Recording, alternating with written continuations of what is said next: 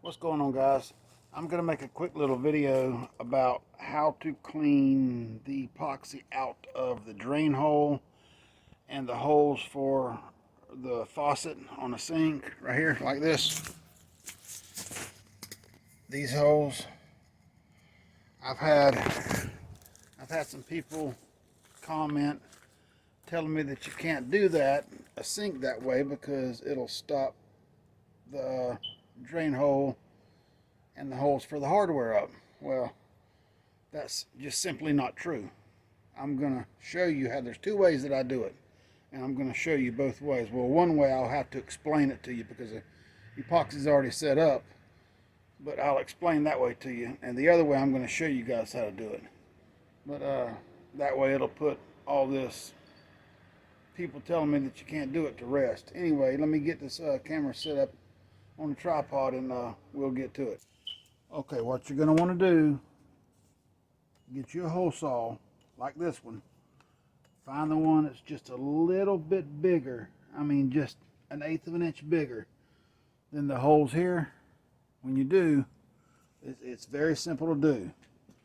You want to start slow.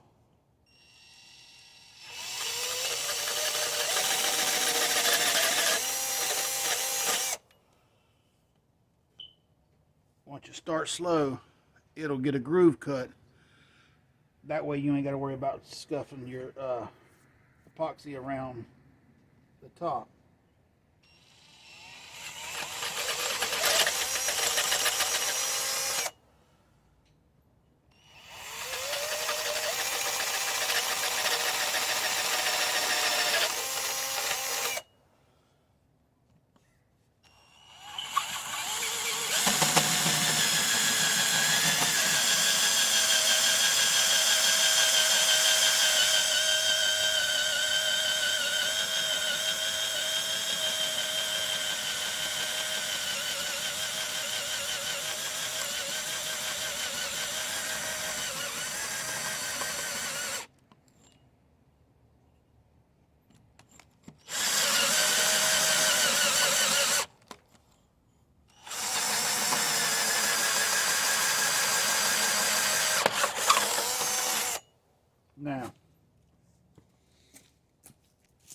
Now let me get this camera back off this tripod real quick and I'll show you up close. Alright, you can see that around it's not scuffed at all. All you got to do is when you start your drill, you want to start it slow. Once you start it slow, it'll get a groove cut. That way it won't be wobbling all over the place. And it works perfect. Let me clean this hair up real quick. Get all this trash off of it and I'll show you the hole. Yeah, you see, it cleans it out perfect. And it doesn't make it any bigger than it was whenever you started the pour. It's a perfect cut. Smooth.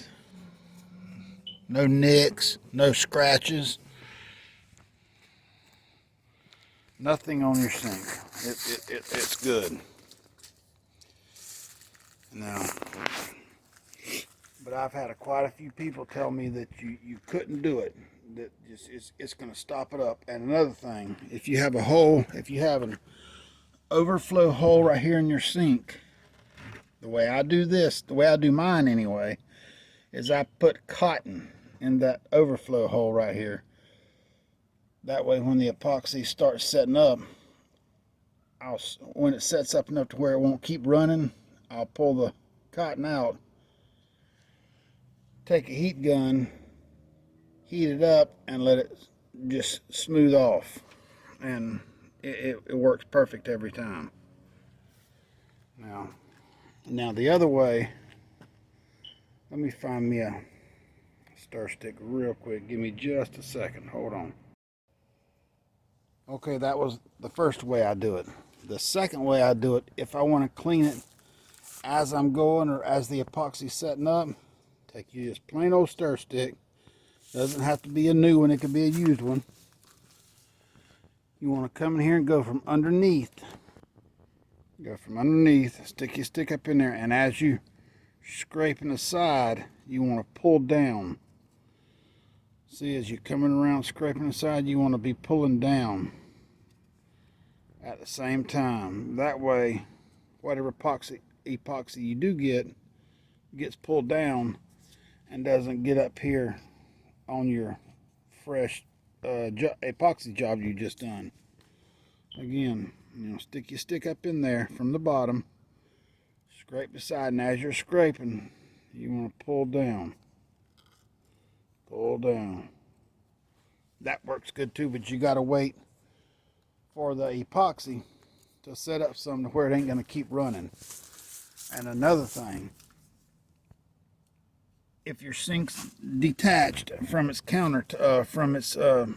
cabinet top, if you're going to do it this way, you're going to have enough room up underneath to where you can get your stir stick up in there. That's the only downside to that. But that's the two ways that I do my sinks. I've been doing it that way for, I can't tell you how many years, and I've never had an issue with it. So that should put all of the it can't be done to rest, because I know it can be done. That's the way I do it, and it works. It just simply works. So I had one fella get on there, and he was nasty mouth, real nasty in his comments. I had to block him, but telling him my sinks look like crap, and that I didn't know how to, I didn't know what I was doing. So I just politely thanked him for his comment and blocked him. Simple as that. And I'm not gonna stand for no rude mouth comment like that whenever he probably has no idea even how to work with epoxy. Anyway, that's the video I wanted to make real quick and show you guys. And I have a video coming up in, I think, a week and a half. I don't know if I'm going to make one big video, one long video out of it, or if it's going to be several smaller videos. But it's a small countertop job that I'm doing for someone, and I'm going to be trying a new epoxy and doing a review on that. It's supposed to be the #1 epoxy on the market. I don't want to say the name just yet until I can talk more with them and figure out exactly how I'm going to work and promote that product. But I've worked with it already, and so far it is absolutely jam up epoxy. I love it. It's my new #1 go-to epoxy for countertops anyway. I want to try the deep pour epoxy. I have a river table that I got to do, and I want to try that deep pour epoxy bad. But anyway, yeah, I thank you guys, for watching the videos of mine that you guys do watch. The longer you watch them, the more it helps out the channel. And you give a thumbs up, that helps the channel out. If you comment, that does tremendous help for the channel. And especially if you share the video. Please, if you guys will, share it on all your social media. So I'm trying to make something out of this channel, and I want it to go somewhere. And it can't go nowhere without you guys. I work for you. It's plain and simple as that. Anyway, I thank you guys for watching. If you haven't subscribed yet, get yourself subscribed. We got some good videos coming up. Give it a thumbs up, and share it with everybody. And you guys have a good night, and God bless.